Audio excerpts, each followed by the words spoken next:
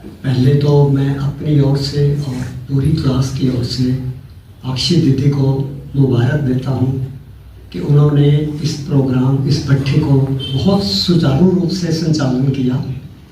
और मैं तो समझता हूँ कि हर रोज़ उनके अंदर उन्नति देखता हूँ, प्रोग्रेस ही देखता हूँ, क्योंकि उन्होंने हमारी पालना करनी है और कर रहे हैं और की है और करते रहेंगे। तो बाबा ने उनको विशेष जो है प्यार किया है और थोड़े टाइम के अंदर अंदर वो बहुत ऊंची स्थिति पर पहुँचे हैं। तो ये मैं समझता हूँ कि जब भी ये मुरली सुनाते हैं, और एक तो इनकी आवाज़ के अंदर बहुत ज़्यादा ठहराव है, जैसे बड़ी दीदी में है वैसे ही इनमें है, बिल्कुल ट्रू कॉपी लगती है मुझे तो। और दूसरा देवताई गुण है इनके अंदर, इनके जो चेहरे पे मुस्कुराहट ही मुस्कुराहट देखने को मिलती है। चाहे वो क्लास करा रहे हैं, चाहे वो भोग लगवा रहे हैं, भोग के अंदर बैठे हुए हैं, बाबा को याद कर रहे हैं, चाहे वो कमेंट्री करा रहे हैं, चाहे वो प्रवचन कर रहे हैं या ब्रह्मा बाबा की विशेषताएं सुन रही हैं, तो मुझे तो यूँ लगता था कि इनकी आत्मा जो है स्पार्कल कर रही है, चमक रही है। और उसका प्रत्यक्ष प्रमाण क्या है कि इनके चेहरे पे मुस्कुराहट है तो ये देवताई गुण। लेकिन बॉडी लैंग्वेज के अंदर गुणों को दिखाना ये आम बात नहीं, मतलब कॉमन बात नहीं है, अनकॉमन है, ये विशेषता है इनकी। तो मैं समझता हूँ कि उनको वो मुबारक के पात्र हैं। तो दूसरा, आज जैसे कि आज स्मृति दिवस है, दीदी ने तो काफ़ी गुण बताए हैं ब्रह्मा बाबा के, लौकिक भी बताए हैं अलौकिक भी बताए हैं। तो मैं कुछ एक उनके कदम बताऊंगा, ब्रह्मा बाबा के कदम, जिनको हमें फॉलो करना है, क्योंकि हम सब ब्राह्मण हैं और हमें किसको फॉलो करना है? मदर को और फादर को। तो ब्रह्मा हमारी माँ है और शिव बाबा हमारा पिता है। तो ब्रह्मा बाबा को उन्होंने अपनी बन्नी बनाया, अपनी पत्नी बनाया, लेकिन माँ का रोल अदा करने के लिए उन्होंने जगदम्बा सरस्वती माँ को आगे रखा, शिव बाबा ने, ताकि हमारे मन में और आत्माओं के मन में ये संकल्पना आए कि एक पुरुष माँ कैसे हो सकती है। तो उन्होंने जगदम्बा को हमारी माँ बना दिया। तो हमें किसको फॉलो करना है?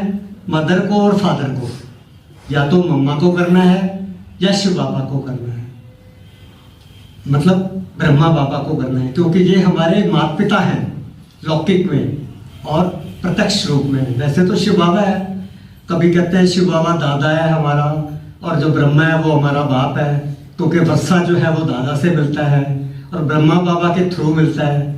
तो स्थापना का कार्य के लिए ब्रह्मा निमित्त बना, या फिर हम बने। हम भी तो मास्टर ब्रह्मा हैं ही ना, आप सब भी तो मास्टर ब्रह्मा हैं। और मास्टर ब्रह्मा कैसे बनेंगे हम? जब उनको फॉलो करेंगे। तो उनके क्या कदम है? पहला कदम उनका मैं समझता हूँ कि उन्होंने मैं को और मेरे को परिवर्तन किया। मैं को क्या कहा कि मैं आत्मा हूँ, मेरे को क्या कहा बाबा ने कि मेरा तो बाबा है।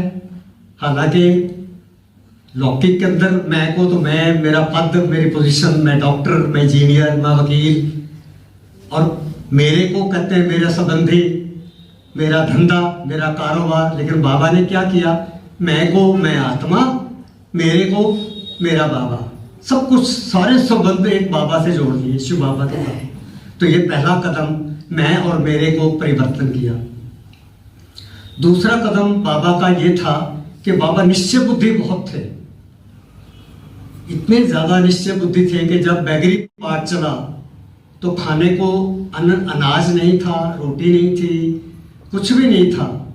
तो बाबा ने ढोढा और लस्सी पिलाई सबको, और बीमारी के अंदर भी वो बीमारी भी उनकी ठीक हो गई। बाबा को याद करो, बीमारी खत्म। तो इतना निश्चय बुद्धि मैं समझता हूँ कि कोई भी नहीं है इस दुनिया के अंदर। नंबर 1 सोल ही हो सकती है कि जिसका बाबा पे निश्चय, परिवार पे निश्चय, स्वयं पे निश्चय और अपने पे निश्चय। तो ये एक निश्चय बुद्धि की निशानी है कि भाई बाबा, हाँ, ये हमारे लिए कदम है जिसे हमें फॉलो करना है। हमें भी परमात्मा पे अटूट निश्चय होना चाहिए, तभी बेड़ा पार है। निश्चय बुद्धि विजयंती और संशय बुद्धि विंसंती। निश्चय करेंगे तो बेड़ा पार है, विजयी विजय है। तीसरा कदम ब्रह्मा बाबा का था कि समर्पण बुद्धि। उन्होंने सब कुछ समर्पण कर दिया, अपना तन, अपना मन, अपना धन, अपना जन, सगे संबंधी, संबंध संपर्क वाले परिवार को, बच्चों को, सब कुछ उन्होंने समर्पण कर दिया। और क्या बन गए? बेफिक्र बादशाह। कहते थे कि मैं तो बेगमपुर का बेफिक्र बादशाह हूँ। ऐसा बेगमपुर ऐसा पुरी है जहाँ पर कोई गम नहीं है, और बेफिक्र बादशाह। और आज क्या है वो? आज फरिश्ताओं के बादशाह हैं, सूक्ष्म वतन के अंदर भी बादशाह, पहले इस दुनिया में भी बादशाह बेगमपुर के, अभी सूक्ष्म वतन में भी बादशाह, फरिश्तों के बादशाह, और आने वाले युग के अंदर वो विश्व के बादशाह, विश्व महाराजन बनेंगे। तो वो तो बादशाह बन गए, बेफिक्र बादशाह बने, और हमें बताया, हमें सिखाया कि आप भी मेरी तरह से बेफिक्र करो, बाबा पे निश्चय करो, बाबा पे समर्पण हो जाओ और बेफिक्र बन जाओ। तो अगला कदम बाबा का था कि बाबा जो थे वो त्याग, तपस्या और सेवा, तपस्वी मूर्त बने। तपस्या की उन्होंने, दिन रात तपस्या की, बच्चों के लिए की, विश्व के लिए की, आत्माओं का आह्वान किया। मुरली चलाते थे तो 5 आत्माएं होती थी, लेकिन वो पूरी विश्व की आत्माओं को इमर्ज करके मुरली सुनाते तो शिव बाबा थे, लेकिन मुख तो ब्रह्मा बाबा का था ना। नंबर 1 सोल जो इस वक्त बाप समान बन चुकी है, संपन्न बन चुकी है, संपूर्ण बन चुकी है, लाइट हाउस माइट हाउस बन चुकी है, और वो हमारा आह्वान करती है हर रोज अमृत वेले, और हमें कहती है कि आओ बच्चे आओ, मेरे से वर्षा लो, मेरे से पालना लो। तो ये ब्रह्मा बाबा ही कर सकता है या शिव बाबा कर सकता है। शिव बाबा तो चलो निराकार है, दिखाई नहीं देता, लेकिन ब्रह्मा बाबा तो तन भी था, सब कुछ था, अभी सूक्ष्म तन है, तन के बगैर तो कुछ हो ही नहीं सकता। तो ब्रह्मा बाबा तो अभी आज भी सेवा कर रहे हैं, हमारी आह्वान कर रहे हैं, आप समान बनाने की कोशिश कर रहे हैं, सूक्ष्म वतन के अंदर हैं और हमें बुलाते हैं, हमें आप समान बना रहे हैं। तो अगला कदम बाबा का था तपस्वी मूर्त, तपस्या की उन्होंने। और यहाँ तक के जब संदेशी जाती थी ब्रह्मा बाबा के बारे में, कहते थे कि पूछ के आओ कि मेरा संपूर्ण स्वरूप और मेरे में कितना अंतर है, तो संदेशी आके बताती थी कि बाबा वो तो बहुत ही ज्यादा चमकदार है आपका स्वरूप, आपके अंदर वो इतनी चमक नहीं आई, ब्रह्मा बाप के समान इतनी चमक नहीं आई, संपूर्ण स्वरूप के समान। तो बाबा अपने पुरुषार्थ को तीव्र करते थे, बहुत और तेज कर देते थे, रातों जागते थे, रात जैसे 2 बजे उठ के योग तपस्या करते थे। और उन्होंने अमृत वेले को इंट्रोड्यूस किया अपनी दिनचर्या में, और उन्होंने क्या किया, अपने लिए क्या किया, हमारे लिए किया।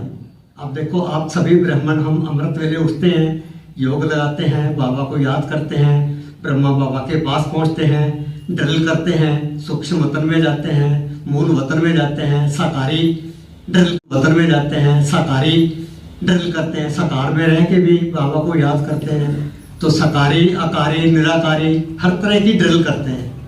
तो ये सब बाबा की करामात थी कि उन्होंने हमें सिखाया, अमृत वेले का योग करना सिखाया कि अमृत वेला बहुत शुभ मुहूर्त का टाइम है और आपने योग करना है।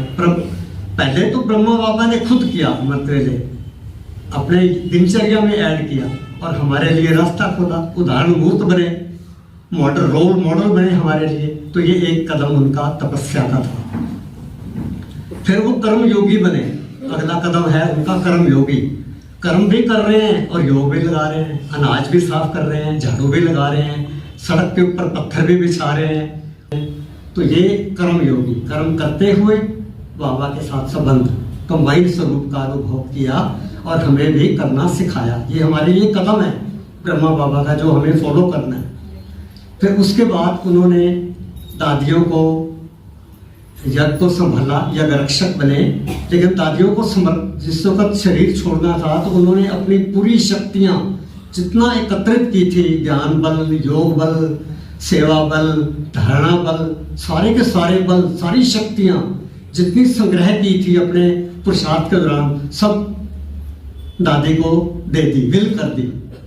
सब कुछ अपना जो कुछ उनके पास था सब कुछ उनको दे के गए। हालांकि उनका तो डबल हुआ, क्योंकि वो तो दाता के बच्चे, मास्टर दाता थे और उन्होंने देना ही सीखा था। तो दिया मीन्स लिया, तो वो तो संपन्न हो गए, संपूर्ण बन गए, तो सब कुछ लेके चले गए। लेकिन यहाँ भी निमित्त बना गए दादी को, तो उन्होंने अपनी अष्ट शक्तियाँ जो संग्रह की थी वो पूरी की पूरी जो थी वो समर्पित कर दी, विल कर दी, और खुद उपराम हो गए। उपराम तो पहले ही थे, वो रहते हुए इस दुनिया में रहते हुए भी उपराम थे।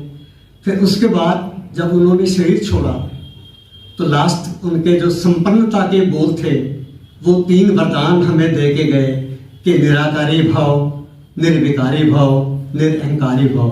तो ये ब्रह्मा के 7-8 कदम जो मैं फॉलो करता हूँ और हर बार सुनाता भी हूँ आज के दिन, स्मृति दिवस वाले दिन, तो मैंने सोचा कि भाई मैं भी आपको ब्रह्मा बाबा के कदम ही बताऊं जिसको मैं फॉलो कर रहा हूँ और आप सब भी फॉलो करेंगे।